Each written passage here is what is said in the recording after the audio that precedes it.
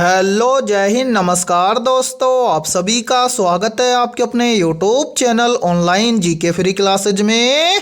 आज के इस क्लास में हम आरआरबी एनटीपीसी एग्जाम 2024-25 के लिए सेकंड मॉडल पेपर लेकर आए हैं और इस सेकंड मॉडल पेपर के अंदर हम बहुत ही इंपॉर्टेंट क्वेश्चनों को कवर करेंगे और ये सभी क्वेश्चन आपके आरआरबी एनटीपीसी एग्जाम 2024-25 के लिए इंपॉर्टेंट रहेंगे। इसलिए सेकंड मॉडल पेपर को आपको कंप्लीट देखना है और इस मॉडल पेपर के एंड में आपको बताना है कि आपके टोटल कितने क्वेश्चन है सही होते हैं। और यदि आप इस चैनल से पहली बार जुड़े हैं तो चैनल को कर लेना सब्सक्राइब और बेल आइकन को प्रेस करना ताकि ऐसी शानदार क्लास का नोटिफिकेशन आपको सबसे पहले देखने को मिले। तो चलिए शुरू करते हैं आज के सेकंड मॉडल पेपर को बिना देरी के।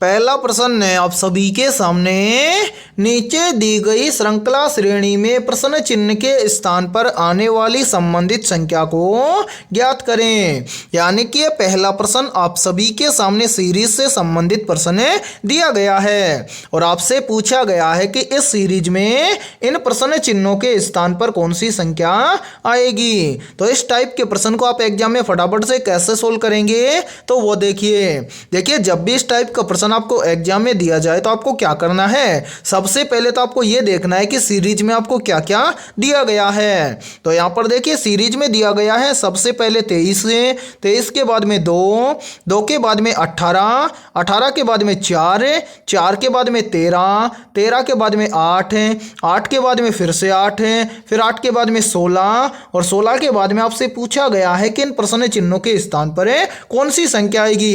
तो देखिए जब भी इस टाइप का सीरीज आपको दिया जाए, किस टाइप का, जिस सीरीज के अंदर संख्या पहले बड़ी हो फिर छोटी हो फिर बड़ी हो फिर छोटी हो, तो इस टाइप के सीरीज को आप सोल्व करोगे एक संख्या को छोड़कर एक संख्या को। पहला तरीका तो है ये। दूसरा तरीका लगाना है आपको क्या, जिस भी सीरीज के अंदर आपको दो प्रश्न चिन्ह दिए जाएं उस सीरीज को आपको सोल्व करना है एक संख्या को छोड़कर एक संख्या को। ठीक है, तो इस सीरीज को हम सोल्व करेंगे कैसे, तो वो देखिए एक बार देखिए, इन सभी को यहां से हटा देते हैं ताकि आपको समझने में कोई भी दिक्कत ना आए। तो यहां पर देखिए इस सीरीज के अंदर संख्या बड़ी छोटी इस क्रम में भी है और इस सीरीज के अंदर कितने प्रश्न चिन्ह है, दो प्रश्न चिन्ह है। तो इस सीरीज को हम सोल्व करेंगे एक संख्या छोड़कर एक संख्या को। तो देखिए सबसे पहले हम 23 से चलेंगे एक संख्या को छोड़कर अगली संख्या पर। तो 23 से क्या बन रहा है 18, तो 23 से 18 कैसे बनेगा, तो यहां पर देखिए यदि हम 23 में से क्या कर दें -5 कर दें, तो 23 में से -5 करेंगे तो यहां पर बन जाएगा 18। ठीक है, फिर देखिए 18 से एक संख्या छोड़कर आगे चलेंगे, तो 18 से आगे कितना है 13 है, तो 18 से 13 कैसे बनेगा। तो यहां पर भी देखिए यदि हम 18 में से क्या कर दें -5 कर दें, तो 18 में से -5 करेंगे तो यहां पर बन जाएगा 13। फिर देखिए 13 से एक संख्या छोड़कर आगे चलेंगे तो आगे कितना है 8 है, तो 13 से 8 कैसे बनेगा। तो यहां पर भी देखिए यदि हम 13 में से क्या कर दें -5 कर दें, तो 13 में से -5 करेंगे तो यहां पर बन जाएगा 8। फिर देखिए 8 से एक संख्या छोड़कर आगे चलेंगे तो आगे क्या है प्रश्न चिन्ह है। अब इस प्रश्न चिन्ह की वैल्यू हम निकालेंगे कैसे, तो वो देखिए यहां पर देखिए मेरे भाई, सबसे पहले तो आपको नीचे देखना है कि नीचे जो संख्या आई है इस संख्या के अंदर क्या हुआ है। तो यहां पर देखिए यहां पर कंटिन्यू चल रहा है -5 -5 -5। तो अभी इस 8 से इस प्रश्न चिन्ह की वैल्यू हम निकालेंगे कैसे, तो इस 8 में से भी हम क्या कर देंगे -5 कर देंगे। तो 8 में से -5 करेंगे तो कितना बचेगा, तो 8 में से -5 करेंगे तो यहां पर बच जाएगा 3।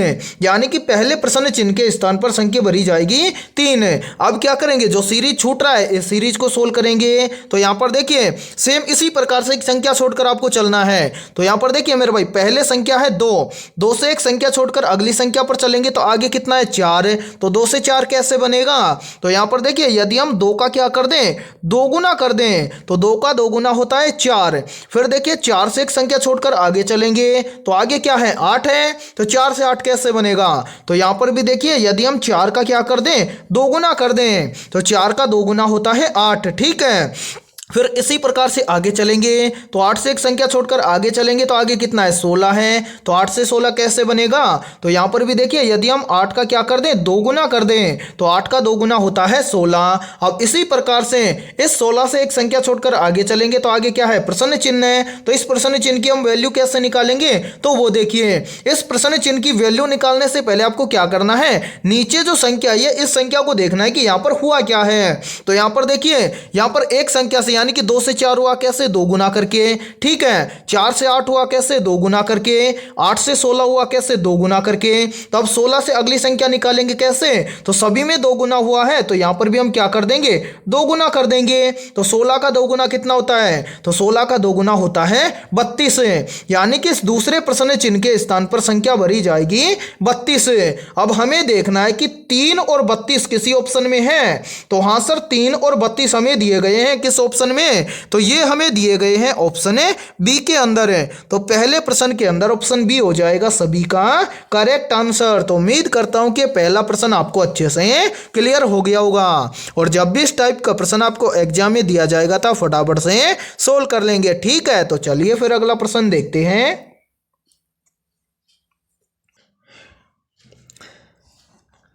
दूसरा प्रश्न है आप सभी के सामने, यदि S का अर्थ है गुणा, V का अर्थ है घटाना, M का अर्थ है जोड़ और L का अर्थ है भाग, तो नीचे दिए गए समीकरण का मान ज्ञात करें। यानी कि दूसरा प्रश्न आप सभी के सामने गणितीय संक्रियाओं से संबंधित प्रश्न दिया गया है और आपसे पूछा गया है कि यदि इस समीकरण को इस प्रश्न के अकॉर्डिंग सोल्व करेंगे तो इस समीकरण का मान क्या आएगा।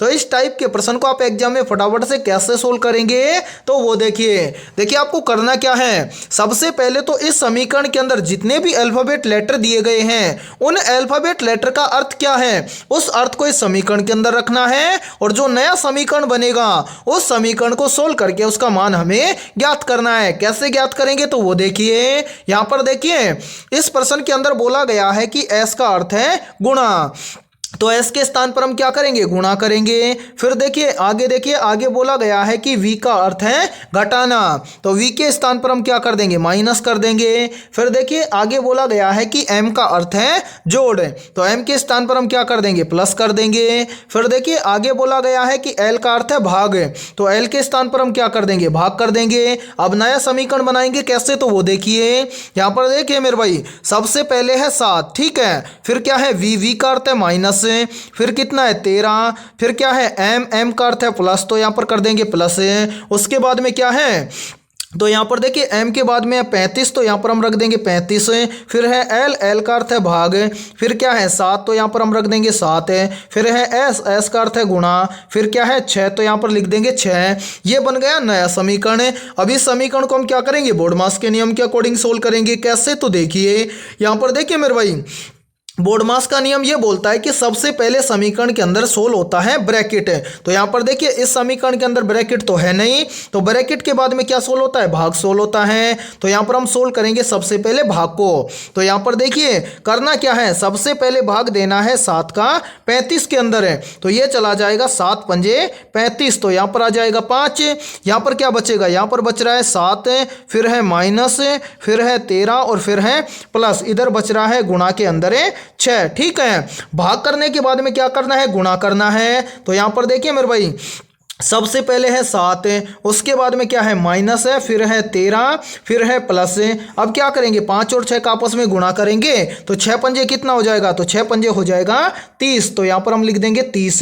फिर देखिए गुणा करने के बाद में क्या करना है प्लस करना है, तो यहाँ पर देखिए प्लस का है 7 और प्लस का है 30, ठीक है। तो 7 और 30 कितना हो जाएगा, तो 7 और 30 हो जाएगा 37। अब क्या बच गया माइनस का 13, तो उसके बाद में हम क्या करेंगे माइनस करेंगे, तो 37 में से 13 को घटा देंगे तो यहां पर बच जाएगा 24।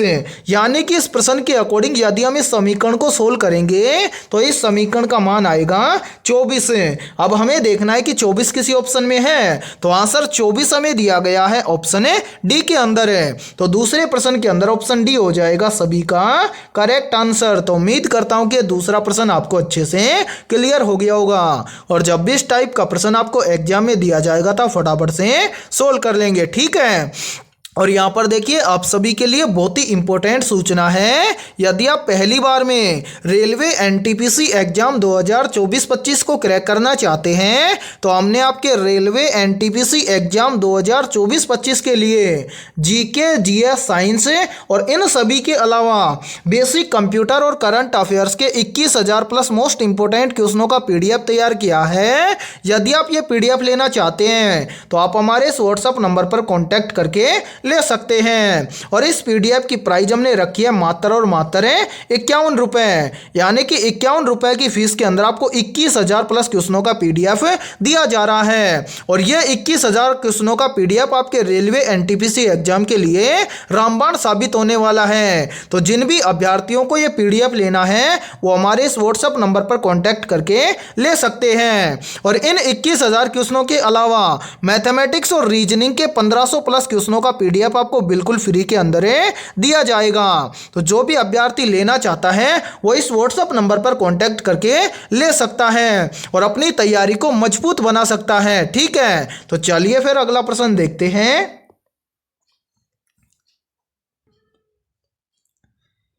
तीसरा प्रश्न है आप सभी के सामने, नीचे दी गई आकृति में त्रिभुजों की संख्या ज्ञात कीजिए। यानी कि तीसरा प्रश्न आप सभी के सामने काउंटिंग फिगर से संबंधित प्रश्न दिया गया है और आपसे पूछा गया है कि नीचे जो ये वाली आकृति दी गई है इस आकृति के अंदर कुल कितने त्रिभुज हैं। तो इस टाइप के प्रश्न को आप एग्जाम में फटाफट से कैसे सोल्व करेंगे, तो वो देखिए इस टाइप के प्रश्न के लिए बहुत शानदार ट्रिक है। और यदि ये ट्रिक आपको याद है तो इस टाइप के प्रश्न को आप एग्जाम में फटाफट से सोल्व करेंगे। कैसे, तो देखिए इसके लिए ट्रिक है क्या, तो जब भी आपको इस तरह की आकृति दिखाई दे तो याद रखना इस तरह की आकृति में त्रिभुजों की संख्या होती है 3। अब इस तरह की आकृति में 3 त्रिभुज कैसे होते हैं, तो वो देखिए यहां पर देखिए मेरे भाई, पहले तो हो जाएगा सिंगल परत वाले त्रिभुज। देखिए एक त्रिभुज ये हो जाएगा, दूसरा त्रिभुज ये हो जाएगा और अब हो जाएगा डबल त्रिभुज, यानी कि दोनों त्रिभुजों को मिलाकर एक त्रिभुज बन जाएगा ये वाला। ठीक है, इस तरह से इस आकृति के अंदर त्रिभुजों की संख्या हो जाएगी 3।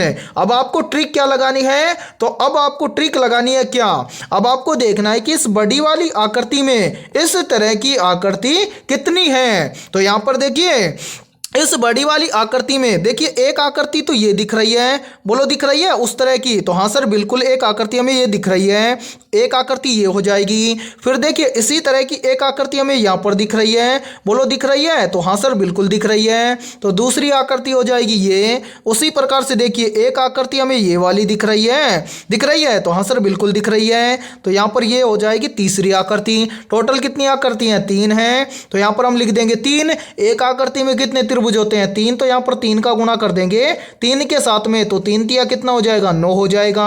अब यहाँ पर देखिए मेरे भाई सिंगल फलक वाले त्रिभुज और दिख रही हैं। देखिए एक त्रिभुज ये है, दूसरा त्रिभुज ये है और तीसरा त्रिभुज ये है। कितने त्रिभुज हैं, 3 त्रिभुज हैं। तो इस 9 के अंदर हम क्या कर देंगे, +3 और कर देंगे। इसी के साथ में यहाँ पर देखिए मेरे भाई, यहाँ पर एक बड़ा वाला त्रिभुज ये वाला बन रहा है, तो हाँ सर बिल्कुल ये वाला त्रिभुज एक बन रहा है। ठीक है, इसी के साथ में देखिए मैं कलर चेंज कर लेता हूँ और यहाँ पर देखिए इसी प्रकार से इन सभी आकृतियों को मिलाकर यहाँ पर एक बड़ा वाला त्रिभुज ये वाला बन रहा है, बोलो बन रहा है, तो हाँ सर बिल्कुल बन रहा है। तो यहाँ पर हम क्या कर देंगे, एक ये वाला त्रिभुज एक ये वाला त्रिभुज कितने हो गए, ये 2 हो गए। तो यहाँ पर हम क्या कर देंगे, +2 और कर देंगे। अब इसके अलावा क्या इस आकृति में कोई अन्य त्रिभुज है, तो नहीं सर इनके अलावा इस आकृति में कोई अन्य त्रिभुज नहीं है। तो अब हम क्या करेंगे, इन सभी को यहाँ पर टोटल कर लेंगे। तो यहाँ पर देखिए 9 और 3 हो जाएगा 12, 12 और 2 कितना हो जाएगा, तो 12 और 2 हो जाएगा 14। यानी कि हमारे सामने जो ये वाली आकृति दी गई है इस आकृति के अंदर कुल त्रिभुजों की संख्या है 14। अब हमें देखना है कि 14 किसी ऑप्शन में है, तो हाँ सर 14 हमें दिया गया है ऑप्शन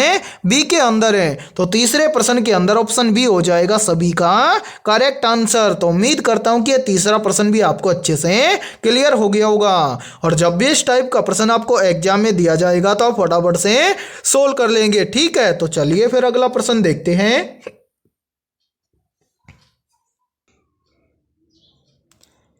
चौथा प्रश्न है आप सभी के सामने दी गई आकृति में लुप्त संख्या ज्ञात कीजिए। यानी कि ये चौथा प्रश्न आप सभी के सामने मिसिंग नंबर से संबंधित प्रश्न दिया गया है और आपसे पूछा गया है कि इस आकृति में इस प्रश्न चिन्ह के स्थान पर कौन सी संख्या आएगी। तो देखिए इस प्रश्न को किस लॉजिक के आधार पर सोल्व किया गया है या फिर इस टाइप के प्रश्न को हम एग्जाम में फटाफट से कैसे सोल्व करेंगे। तो देखिए इस टाइप के प्रश्न को आपको 90% सोल्व करके देखना है। कैसे? तो यहाँ पर आपको देखना है आमने सामने की संख्याओं को। कैसे? तो देखिए यहाँ पर देखिए मेरे भाई, यहाँ पर आपको सबसे पहले देखना है कि 5 के सामने यहाँ पर 10 कैसे लिखा गया है। फिर इसी प्रकार से आपको यहाँ पर देखना है कि 7 के सामने यहाँ पर 14 कैसे लिखा गया है। फिर उसी प्रकार से हम यहाँ पर बताएंगे कि 9 के सामने क्या लिखा जाएगा। तो यहाँ पर देखिए इस प्रश्न को सोल्व किया गया है। कैसे? तो सबसे पहले एक बार इन सभी को यहाँ से हटा देते हैं ताकि आपको समझने में कोई भी दिक्कत ना आए। तो यहाँ पर देखिए 5 के सामने 10 लिखा गया है। कैसे? तो यहाँ पर क्या किया गया है, 5 का 2 गुना करके लिखा गया है। 5 का 2 गुना कितना होता है? 5 का 2 गुना होता है 10। फिर इसी प्रकार से यहाँ पर देखिए 7 के सामने 14 कैसे लिखा गया है। तो यहाँ पर भी क्या किया गया है, 7 का किया गया है 2 गुना। तो 7 का 2 गुना कितना होता है? 7 का 2 गुना होता है 14। तो इसी प्रकार से हम क्या करेंगे, इस 9 से इस प्रश्न चिन्ह की वैल्यू निकालेंगे। कैसे?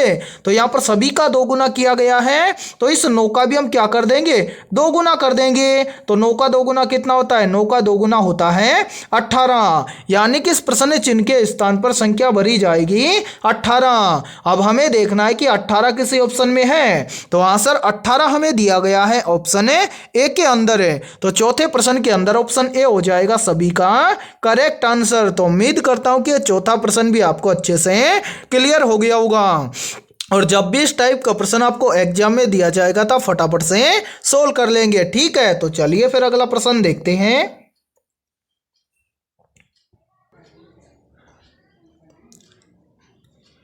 पांचवा प्रश्न है आप सभी के सामने नीचे दी गई आकृति में प्रश्न चिन्ह के स्थान पर आने वाली संख्या को ज्ञात करें। यानी कि पांचवा प्रश्न आप सभी के सामने मिसिंग नंबर से संबंधित प्रश्न दिया गया है और आपसे पूछा गया है कि इस आकृति में इस प्रश्न चिन्ह के स्थान पर कौन सी संख्या आएगी।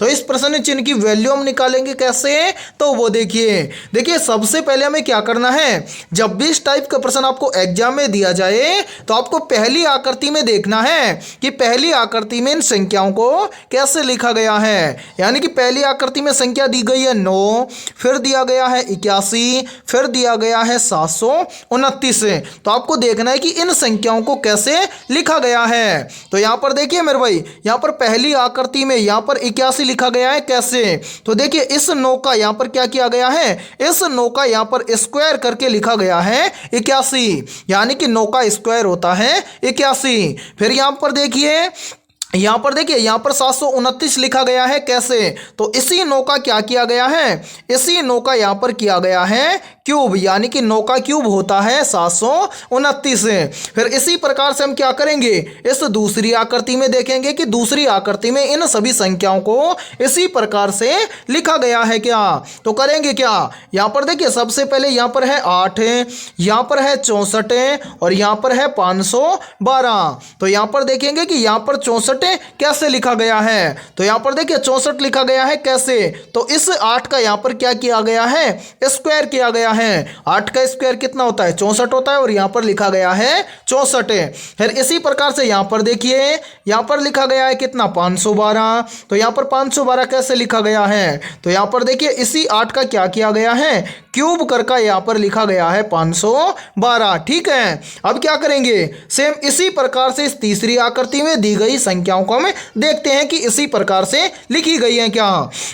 तो यहाँ पर देखिए मेरे भाई इस तीसरी आकृति में देखिए यहाँ पर है 7, यहाँ पर है 49 और इस प्रश्न चिन्ह की वैल्यू में क्या करनी है, ज्ञात करनी है। तो यहाँ पर देखिए देखते हैं कि यहाँ पर 7 कैसे लिखा गया है। तो देखिए यहाँ पर 7 लिखा गया है कैसे, इस 7 का स्क्वायर करके। ठीक है, 7 का स्क्वायर होता है 49। अब क्या करेंगे, तो यहाँ पर देखिए पहली आकृति में पहले 9 का किया गया है स्क्वायर, फिर 9 का किया गया है क्यूब। ठीक है, फिर दूसरी आकृति में क्या किया गया गया है 8 का किया गया है स्क्वायर, फिर किया गया है 8 का क्यूब। तो यहाँ पर देखिए तीसरी आकृति में हमने 7 का कर दिया स्क्वायर है। तो अब 7 के बाद में क्या करेंगे, इस प्रश्न चिन्ह की वैल्यू निकालने के लिए इस 7 का करेंगे क्यूब, यानी कि 7 का क्यूब भरा जाएगा इस प्रश्न चिन्ह के स्थान पर है। तो 7 का क्यूब कितना होता है, 7 का क्यूब होता है 343, यानी कि इस प्रश्न चिन्ह के स्थान पर संख्या भरी जाएगी 343।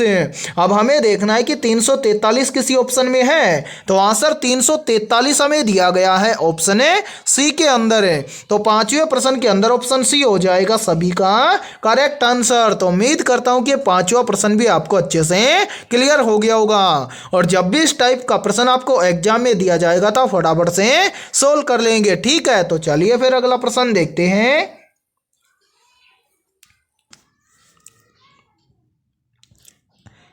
छठा प्रश्न है आप सभी के सामने, भारत में किस राज्य को भारत का चावल का कटोरा कहा जाता है। मोस्ट इंपोर्टेंट प्रश्न है ये। तो यहाँ पर देखिए इन चारों में से करेक्ट आंसर हो जाएगा सभी का ऑप्शन है सी, यानी कि भारत में आंध्र प्रदेश राज्य को भारत का चावल का कटोरा कहा जाता है। तो छठे प्रश्न के अंदर करेक्ट आंसर हो जाएगा सभी का ऑप्शन है सी। और यहाँ पर देखिए यदि ये क्लास आपको पसंद आ रही है तो जल्दी से एक बार इस क्लास को लाइक कर दीजिए, और यदि आप इस चैनल से पहली बार जुड़े हैं तो चैनल को कर लेना सब्सक्राइब और बेल आइकन को प्रेस करना, ताकि ऐसी शानदार क्लास का नोटिफिकेशन आपको सबसे पहले देखने को मिले।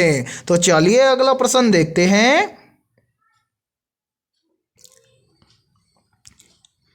सातवां प्रश्न है आप सभी के सामने, पंचायती राज प्रणाली को भारत में पहली बार किस राज्य में लागू किया गया था। तो यहाँ पर देखिए इन चारों में से करेक्ट आंसर हो जाएगा सभी का ऑप्शन है ए, यानी कि राजस्थान राज्य में पहली बार लागू किया गया था पंचायती राज प्रणाली को। या फिर हम बोल सकते हैं कि भारत में पहली बार जो राजस्थान राज्य है, इस राजस्थान राज्य में पंचायती राज प्रणाली को लागू किया गया था। तो सातवें प्रश्न के अंदर करेक्ट आंसर हो जाएगा सभी का ऑप्शन है ए। तो चलिए फिर अगला प्रश्न देखते हैं। आठवां प्रश्न है आप सभी के सामने, शीत युद्ध किन दो देशों के बीच था। या फिर देखिए इस प्रश्न को एग्जाम में ऐसे भी पूछा जाता है कि शीत युद्ध किन दो देशों के बीच में हुआ था। तो यहाँ पर देखिए इन चारों में से करेक्ट आंसर हो जाएगा सभी का ऑप्शन है सी, यानी कि जो शीत युद्ध है ये अमेरिका और सोवियत संघ के बीच में हुआ था। तो करेक्ट आंसर हो जाएगा आठवें प्रश्न के अंदर सभी का ऑप्शन है सी। और देखिए इस क्लास के अंदर आपको एंड तक बने रहना है, क्योंकि इस क्लास के अंदर बहुत ही इंपॉर्टेंट क्वेश्चन होने वाले हैं, और ये सभी क्वेश्चन आपके रेलवे एनटीपीसी एग्जाम 2024-25 के लिए रामबाण साबित होने वाले हैं। तो इस क्लास के अंदर सभी को एंड तक बने रहना है, और इस क्लास के एंड में आपको बताना है कि आपके टोटल कितने क्वेश्चन सही होते हैं। तो चलिए फिर अगला प्रश्न देखते हैं।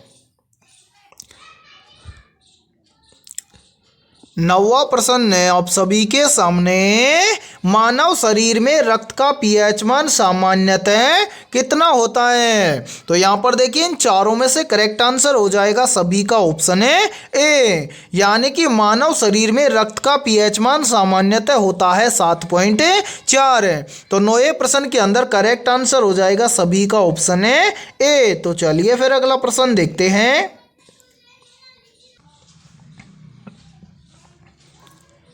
10वां प्रश्न है आप सभी के सामने, किस विटामिन की कमी से रतौंधी रोग होता है। तो जल्दी से बताइए इन चारों में से करेक्ट आंसर क्या होगा।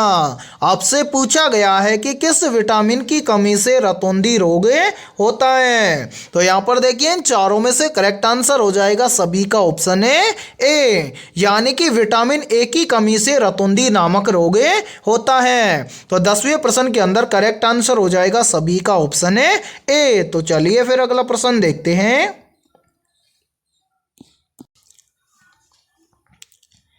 11वां प्रश्न है आप सभी के सामने, प्रकाश संश्लेषण की प्रक्रिया में कौन सी गैस उपयोग होती है? तो यहाँ पर देखिए चारों में से करेक्ट आंसर हो जाएगा सभी का ऑप्शन है बी, यानी कि प्रकाश संश्लेषण की प्रक्रिया में कार्बन डाई गैस उपयोग होती है। तो 11वें प्रश्न के अंदर करेक्ट आंसर हो जाएगा सभी का ऑप्शन है बी। तो चलिए फिर अगला प्रश्न देखते हैं।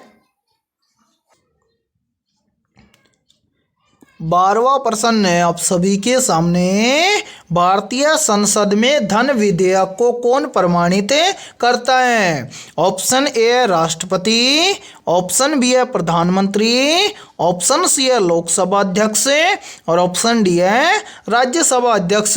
तो यहाँ पर देखिए इन चारों में से करेक्ट आंसर हो जाएगा सभी का ऑप्शन है सी, यानी कि भारतीय संसद में धन विधेयक को प्रमाणित करता है कौन? लोकसभा अध्यक्ष। तो 12वें प्रश्न के अंदर करेक्ट आंसर हो जाएगा सभी का ऑप्शन है सी। तो चलिए फिर अगला प्रश्न देखते हैं। 13वां प्रश्न है आप सभी के सामने, योजना आयोग का गठन कब हुआ था? तो यहां पर देखिए इन चारों में से करेक्ट आंसर हो जाएगा सभी का ऑप्शन है बी, यानी कि योजना आयोग का गठन हुआ था 1950 में। तो 13वें प्रश्न के अंदर करेक्ट आंसर हो जाएगा सभी का ऑप्शन है बी। तो चलिए फिर अगला प्रश्न देखते हैं।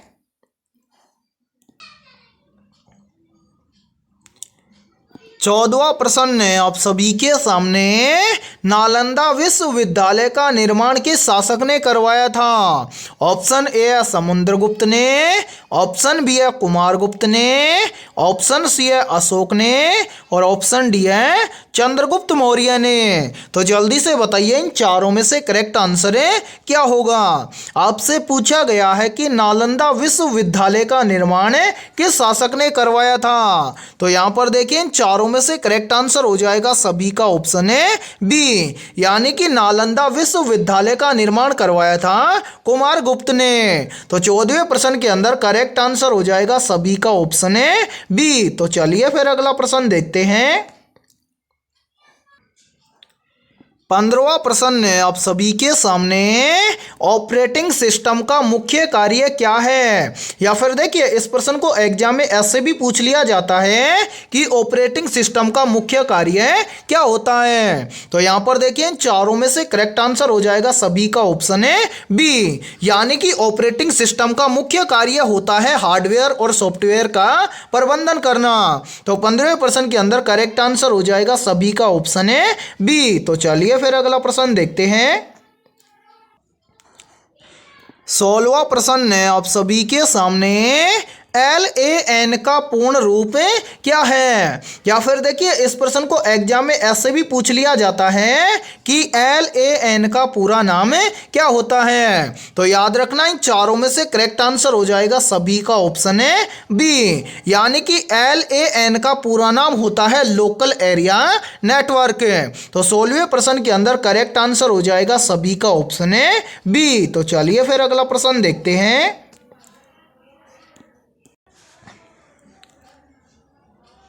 17वां प्रश्न है आप सभी के सामने, क्लाउड कंप्यूटिंग का क्या अर्थ है? तो यहाँ पर देखिए इन चारों में से करेक्ट आंसर हो जाएगा सभी का ऑप्शन है बी, यानी कि क्लाउड कंप्यूटिंग का अर्थ है इंटरनेट पर डाटा संग्रहण और प्रबंधन है। तो करेक्ट आंसर हो जाएगा 17वें प्रश्न के अंदर सभी का ऑप्शन है बी। तो चलिए फिर अगला प्रश्न देखते हैं।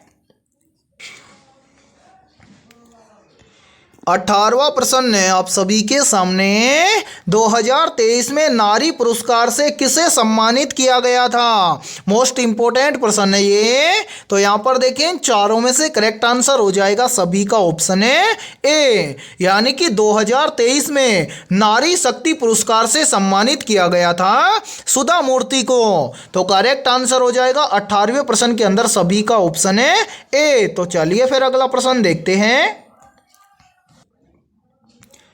19वां प्रश्न है आप सभी के सामने 2024 में पहली बार क्वाड प्लस बैठक में किस देश को शामिल किया गया था। मोस्ट इंपोर्टेंट प्रश्न है ये।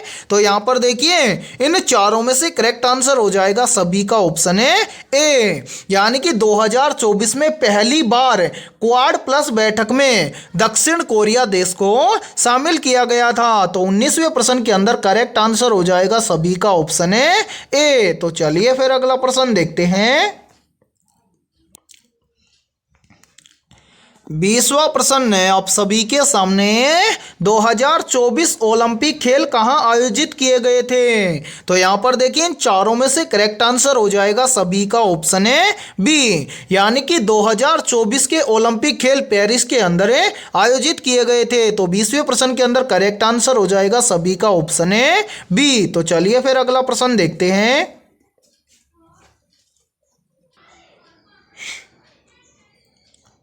21वां प्रश्न है आप सभी के सामने भारत का पहला ग्रीन हाइड्रोजन प्लांट कहाँ स्थापित हुआ था। ऑप्शन ए है ओडिशा में, ऑप्शन बी है गुजरात में, ऑप्शन सी है महाराष्ट्र में और ऑप्शन डी है राजस्थान में। तो यहाँ पर देखिए इन चारों में से करेक्ट आंसर हो जाएगा सभी का ऑप्शन है डी, यानी कि भारत का पहला ग्रीन हाइड्रोजन प्लांट स्थापित हुआ था राजस्थान में। तो करेक्ट आंसर हो जाएगा 21वें प्रश्न के अंदर सभी का ऑप्शन है डी। तो चलिए फिर अगला प्रश्न देखते हैं।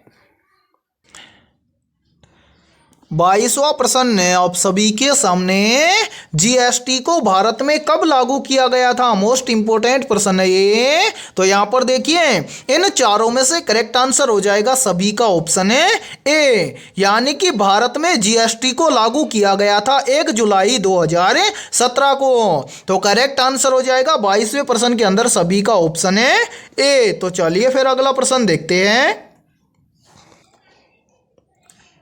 23वां प्रश्न है आप सभी के सामने स्वच्छ भारत मिशन का उद्देश्य क्या है। या फिर देखिए इस प्रश्न को एग्जाम में ऐसे भी पूछा जा सकता है कि स्वच्छ भारत मिशन का मुख्य उद्देश्य क्या है। तो यहां पर देखिए इन चारों में से करेक्ट आंसर हो जाएगा सभी का ऑप्शन है बी, यानी कि स्वच्छ भारत मिशन का उद्देश्य है स्वच्छता और स्वच्छता का प्रचार। तो करेक्ट आंसर हो जाएगा 23वें प्रश्न के अंदर सभी का ऑप्शन है बी। तो चलिए फिर अगला प्रश्न देखते हैं। 24वां प्रश्न है आप सभी के सामने हर घर जल योजना का लक्ष्य कब तक है। तो यहां पर देखिए इन चारों में से करेक्ट आंसर हो जाएगा सभी का ऑप्शन है बी, यानी कि हर घर जल योजना का लक्ष्य है 2024 तक। तो 24वें प्रश्न के अंदर करेक्ट आंसर हो जाएगा सभी का ऑप्शन है बी। और यहां पर देखिए आप सभी के लिए बहुत ही जबरदस्त सूचना है। यदि आप पहली बार में रेलवे एनटीपीसी एग्जाम 2024-25 को क्रैक करना चाहते हैं तो हमने आपके रेलवे एनटीपीसी एग्जाम 2024-25 के लिए GK, GS, science, basic computer और करंट अफेयर्स के लगभग 21,000 प्लस मोस्ट इंपोर्टेंट क्वेश्चनों का पीडीएफ तैयार किया है। यदि आप ये 21,000 प्लस क्वेश्चनों का पीडीएफ लेना चाहते हैं तो आप हमारे इस व्हाट्सएप नंबर पर कांटेक्ट करके ले सकते हैं। व्हाट्सएप नंबर है 7374826893। ये हमारा व्हाट्सएप नंबर है। इस व्हाट्सएप नंबर पर आप कांटेक्ट करके इस 21,000 प्लस क्वेश्चनों के पीडीएफ को ले सकते हैं। और इस पीडीएफ की प्राइस हमने रखी है मात्र और मात्र 51 रुपए, यानी कि 51 रुपए की फीस के अंदर आपको 21,000 प्लस क्वेश्चनों का पीडीएफ दिया जा रहा है। और यह 21,000 क्वेश्चन आपके रेलवे एनटीपीसी एग्जाम के लिए रामबाण साबित होने वाले हैं। तो जल्दी से जाइए और इस व्हाट्सएप नंबर पर कांटेक्ट करके इस पीडीएफ को ले सकते हैं और अपनी तैयारी को मजबूत बना सकते हैं। ठीक है, तो चलिए फिर अगला प्रश्न देखते हैं।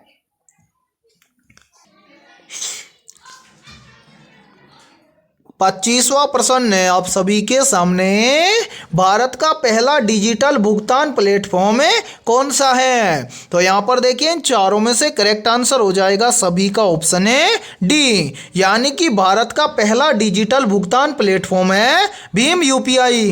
तो 25वें प्रश्न के अंदर करेक्ट आंसर हो जाएगा सभी का ऑप्शन है डी। तो आज की इस क्लास में इतना ही।